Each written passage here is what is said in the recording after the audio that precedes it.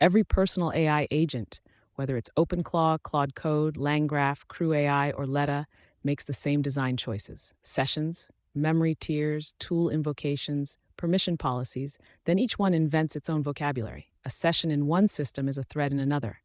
Memory means three different things depending on who you ask. The architecture is converging, but the language is not. The Personal Agent Ontology, or PAO, is a formal OWL2 ontology that maps this converging domain.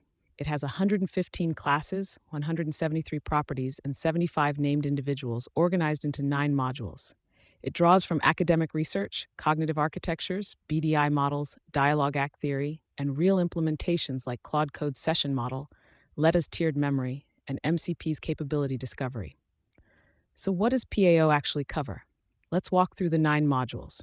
First, identity and agents. Agent is the base class, splitting into AI agent and human user. A subagent is a subclass of AI agent with a delegation relationship to its parent.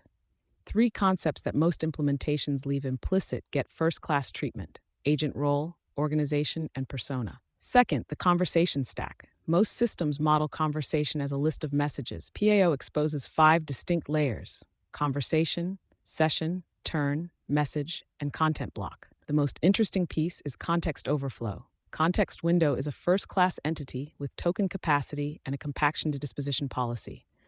When context compacts, memory, tool tracing, and conversation continuity all degrade.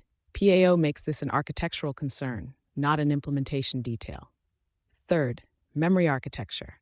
This is the deepest module. PAO defines 4 memory tiers drawn from Letta's MemGPT paper and the Koala framework: working memory for current context, episodic memory for specific interactions, semantic memory for general knowledge, and procedural memory for learned patterns. But the operations between tiers matter more than the tiers themselves: encoding, retrieval, consolidation, forgetting, and rehearsal. Each operation has provenance tracking through Provo, so when a user requests data deletion, you can trace every derived memory item. Fourth, goals, plans, and tasks. This borrows from the belief, desire, intention model in philosophy of mind. An agent holds beliefs about what's true, desires about what it wants, and intentions about what it commits to doing. Deliberation is modeled explicitly, the act of choosing which goals to pursue. Fifth, governance and safety. Permission policies govern tool access. Safety constraints define non-negotiable limits. Consent records and retention policies handle privacy. Audit logs record every authorization decision. This aligns to the 3C's ODRL standard for machine verifiable policy representation. The remaining modules cover external integration aligned with the model context protocol, error recovery with retry and rollback strategies, model identity tracking, which foundation model produced each turn, and scheduling for recurring agent tasks with concurrency policies. What makes PAO valuable? It's descriptive, not prescriptive. It maps what the domain contains, not how to build an agent. When you design your agent's memory system, you can check whether you've accounted for consolidation and forgetting, not just storage and retrieval. When you design governance, you can verify that every tool invocation has a permission chain. The ontology makes the convergence visible and gives agent builders a shared map.